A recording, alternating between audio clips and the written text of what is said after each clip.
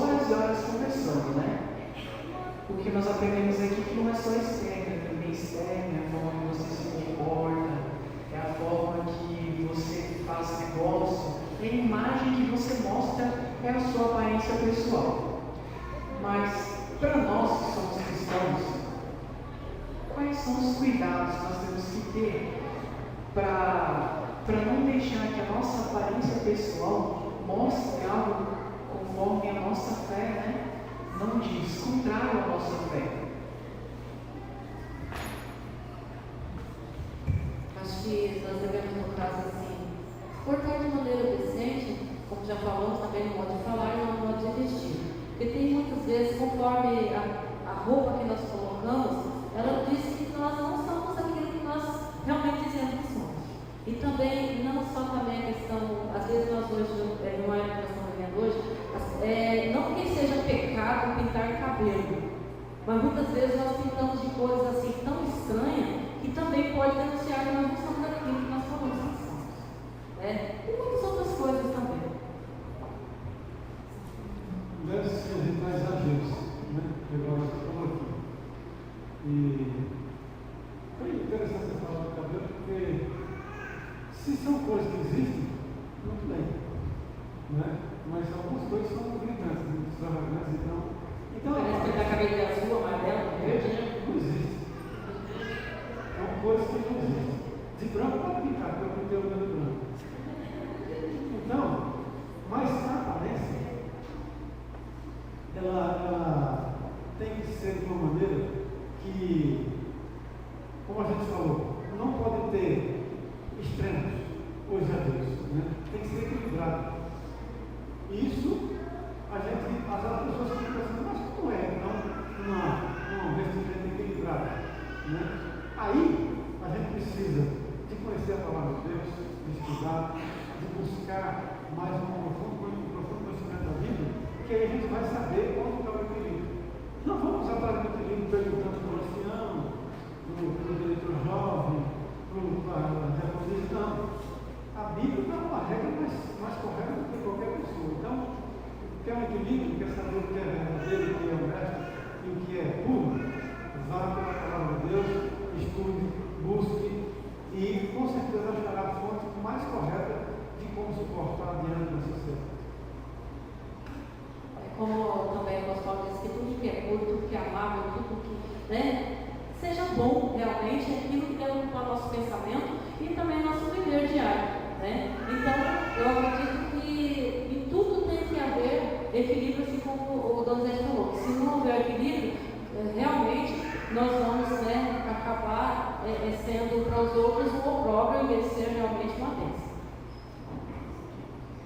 Nós conhecemos uma pessoa muito especial, ela deixa escrito para a gente. A tia White, ela diz em mensagem aos jovens, exatamente assim: observe a classe de professos cristãos descritos, que são descuidados em seu vestuário ou aparência, negligentes em suas transações comerciais, como o demonstra seu traje, grosseiros, descorteses e rudes em suas maneiras, baixos em suas conversas.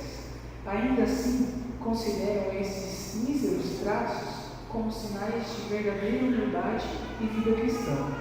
Você acha que o nosso Salvador estivesse na terra, apontaria para eles como sendo o sal da terra e a luz do mundo? Não, nunca. Um escrito forte que fala a respeito justamente da aparência pessoal, negligência no vestir, nas suas transações comerciais, pessoas rudes. Esse problema, ele acontece com que frequência? Como é esse grau de negligência que nós não damos exemplo? Nós deixamos de ser sal da terra e luz do mundo como cristãos. Como é isso dentro da nossa igreja? Quando a gente deixa de separar o papel, como sol e não como a luz, Ninguém deixa de ser, principalmente dentro da parte espiritual, ninguém deixa de ser, de repente, a situação de uma pessoa pessoa que vai deixando de ser o sal ou a luz é gradativo. Devagarzinho ele vai perdendo a comunhão com Deus, vai negligenciando o estudo da Bíblia, vai negligenciando a sua maneira de viver espiritualmente, e ele vai deixando devagarzinho, e quando vê, ele chegou num ponto que deixou totalmente de ser o sal ou a luz. Então, ele deve tomar muito cuidado nesse sentido de se policiar, se cuidar.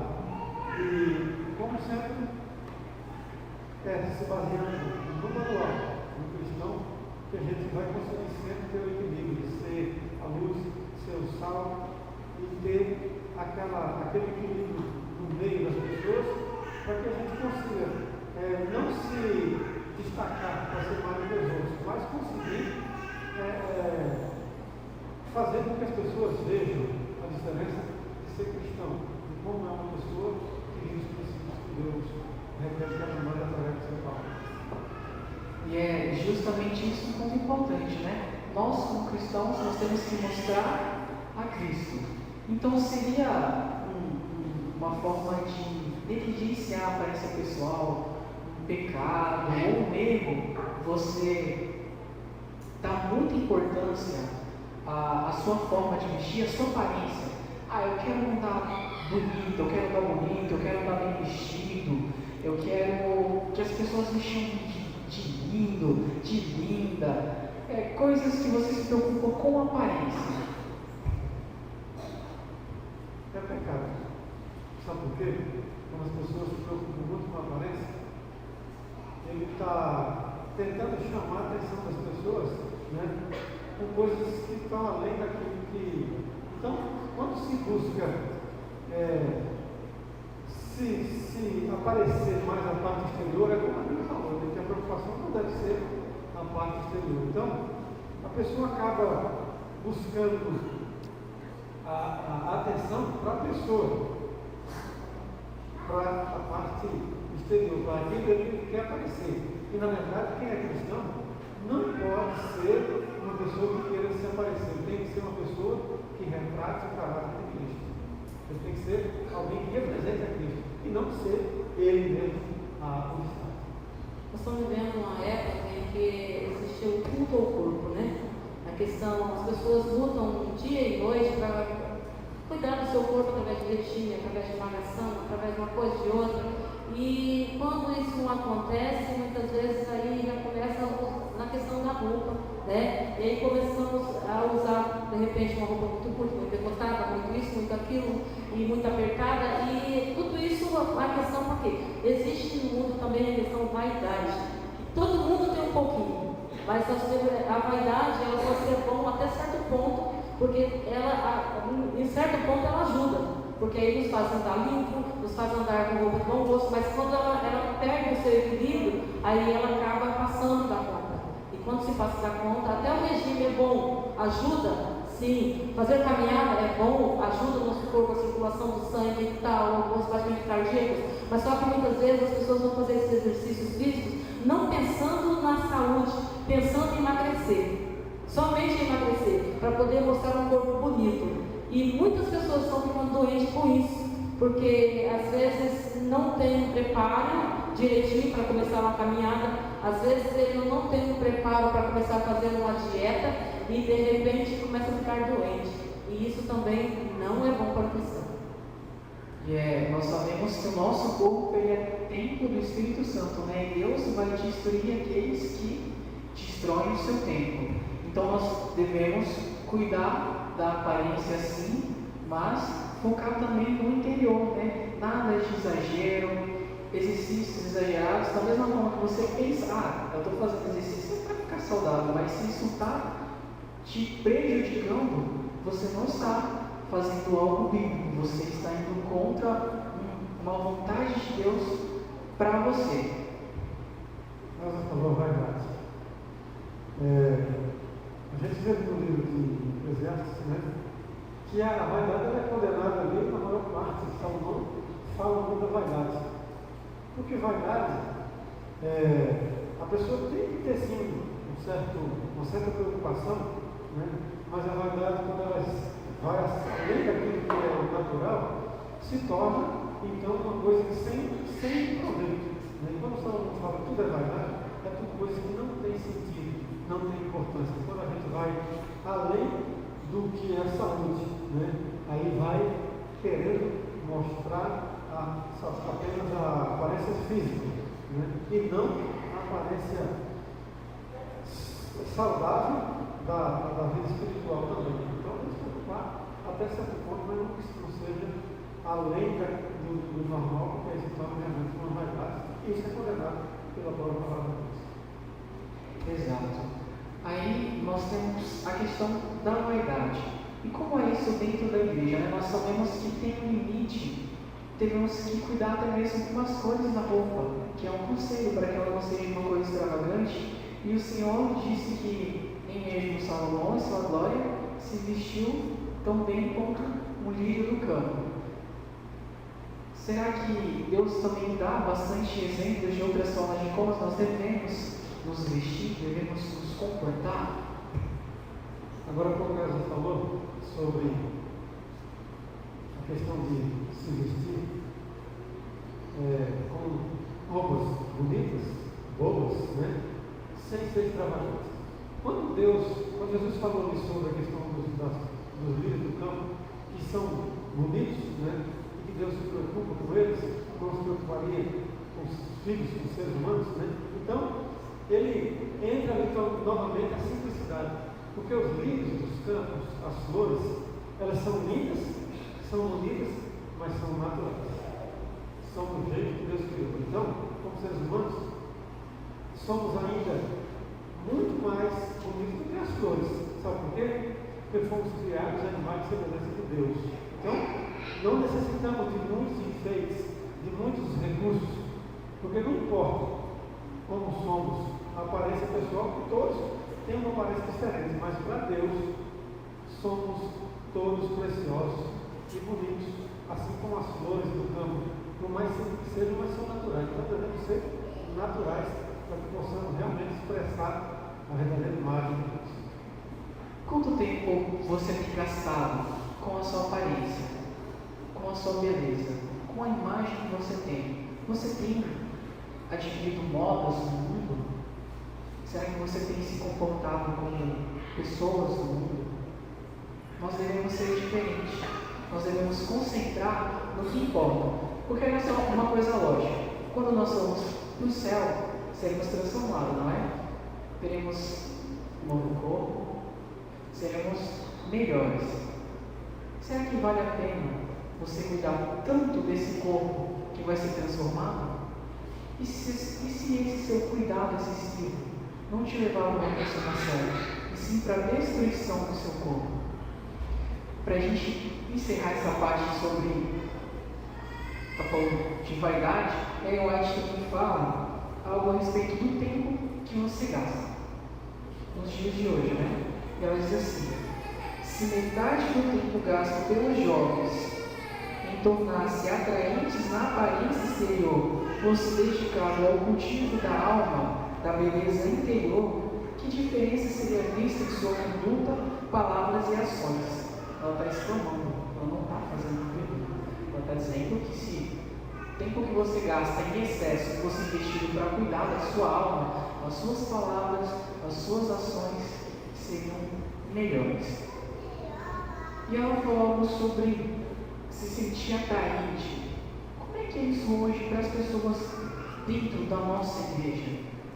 O que a Bíblia nos fala, o que Deus nos fala sobre você ser atraente? Essa necessidade que hoje em dia todo mundo tem, não é? Vivemos numa sociedade que você tem que ser atraente, né? O motivo de você cuidar da aparência é para que as pessoas se sintam atraídas por você. Sabemos que é um erro.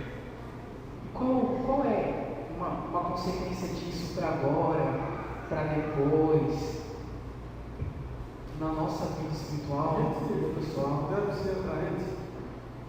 Agora, como essa dinâmica que foi feita aqui, as atrações não esquecem. Veja uma pessoa que você acha inteligente, outro que seja prestativo, outro que tem de liderança, outro que você acha que. Vamos falar de várias qualidades, né? Essa aqui, eles atraíram uma pessoa que chamou, porque pediu nela uma qualidade. Não é beleza, é qualidade de caráter. Então, a atração que deve ter das pessoas como cristãos, a atração física, ela não deve ser nem cultivada a primeiro plano. Por quê? Porque como cristãos, a principal preocupação nossa é sermos atraentes de caráter, né? De boa conduta, de bom procedimento. E aí, as pessoas quando agem assim, eu já vi muitas pessoas falarem, quando conhece uma pessoa, talvez não seja muito bonita, fisicamente. Mas você começa a conviver com ela e ver suas qualidades, e você passa a achar aquela pessoa muito mais bonita do que você imaginava que era. As pessoas se tornam bonitas de acordo com o que elas vivem e pelo caráter que elas apresentam. Outra questão que a gente pode esquecer é que nós só somos atrativos por natureza. Deus nos criou assim. E então, outra questão também que a gente não pode esquecer é que não existe ninguém feio. A feiura e a boniteza dependem de quem vê. Então, de repente, eu acho alguém que não é muito atraente, mas o outro já olha e já acha, porque na realidade, como Deus já te disse, porque são as qualidades que fazem a diferença. Não é às vezes só aquela aparência física. Tem pessoas que parecem que não têm aparência física nenhuma. E de repente, está do lado dele uma pessoa muito bonita, e a pessoa olha e fala assim, mas por quê? Por que será que o que aquela pessoa achou nele? Ou achou nela? Mas é porque ele olhou além da aparência física, olhou as qualidades que a pessoa possui. E essa questão de atrair conselho aos nossos jovens, dentro da natureza, como se trata de reprodução, o animal ele vai procurar uma pessoa que tem as melhores características. Nós podemos trazer um pouquinho para nós. Se você se exibir o seu corpo, você não vai atrair uma pessoa que estiver feliz. Se você dá importância à sedução, você não vai atrair alguém que quer compromisso com você. Então, se você reclama por nossa, mas eu só conheço pessoas ruins, pessoas, esses cafajestes, ou essas menininhas que não têm compromisso, talvez seja um pouquinho da forma que você se vista, aquilo que você está mostrando. Porque se você quer compromisso, você vai ter que atrair alguém que quer compromisso. E você não vai conseguir isso de qualquer jeito. Para a gente encerrar esse bloco, eu quero que vocês contem uma experiência pessoal sobre a aparência de vocês. Um erro que vocês cometeram e que vocês aconselham os nossos jovens a não cometerem. Ou algo que vocês fizeram e perceberam que aquilo foi bom e queiram passar para os nossos jovens também.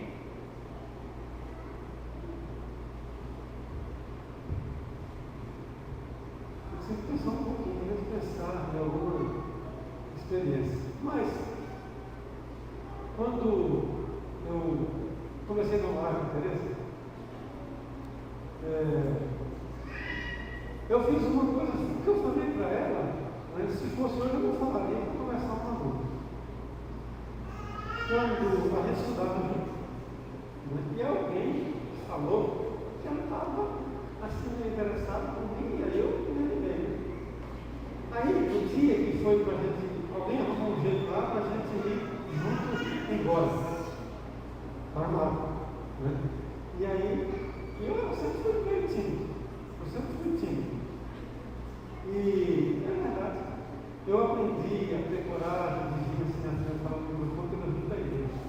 Não tinha, enquanto eu sou tímido. Mas, aí para falar com ela sobre o namoro, geralmente os jovens vai na casa do pai, da mãe, pedir permissão, isso é respeitoso, né? Aí, agora que eu quero maior, aí sabe como é que eu falei para ela, para começar a namorar, depois que eu aconselho que nunca faça os meninos? Falei assim para ela, o que você acha da gente curtir uns por aí? Mas que eu que fazer? Não é de nada, eu não era cristão, então. Agora, aconselho, aqui pensa mais no que vai falar na hora do namoro, vai falar, né? Que tenha consideração, respeito. O interessante é que seja conversa com os pais, com respeito, como cristãos, e conversa com os pais para que seja uma boa essência de cristão, que é o princípio também que vai entender mais. Ok. Elza, alguma história? Bom, o que eu vou dizer não tem nada a ver assim, com roupa, mas é questão de quando eu era jovenzinha, né? Tinha uns 16 anos e me apaixonei por um rapaz novo na igreja. E interessante que todas as moças da época apaixonavam pela mesma pessoa.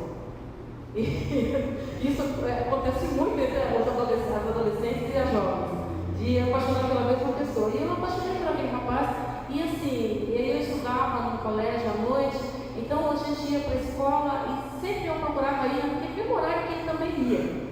E aí ele e outros amigos também da igreja e tal, e a gente ia para a escola, voltava, aí ele começou a levar eu em casa. Mas eu não esperava que ele chegasse para mim e dissesse assim, ele quer namorar comigo? Mas ele nunca dizia. E o que ele chegou? Chegou e me abraçou de uma vez. Aí eu levei um susto. E eu olhei para ele, assim, assustada, e falei, eu pensei, mas não é assim que eu queria. Eu gostaria que ele chegasse para mim e pedisse um namoro. E ele não falou isso, chegou e me abraçou. E eu quero deixar um recado para os rapazes. Não façam isso. Geralmente as moças que se sentem, que acham que você é atraente, ela não gosta de chegar a ser abordada dessa maneira. Então, chega devagarinho, com carinho, né? Não chega de uma vez não, porque elas nenhuma delas vão gostar, tá? E eu, na realidade, eu perdi naquele momento a paixão pelo rapaz e nunca mais eu quis saber dele. E nojei na cara dele. É sempre bom a gente aprender com os erros dos outros. E o interessante é que eles acharam que não tem a ver com a aparência pessoal. Mas tem sim. Não foi na maneira de se vestir, mas na maneira de se comportar que vocês recomendaram a não fazer. Então vamos aprender com os erros dos outros. Se você tem alguma dúvida, escreva ela no papel, porque no próximo bloco a gente vai estar respondendo. Já viram que eles são fera, né? Então pode perguntar que eles vão estar prontos para responder. A gente encerra esse bloco e já volta com mais mensagem aos jovens.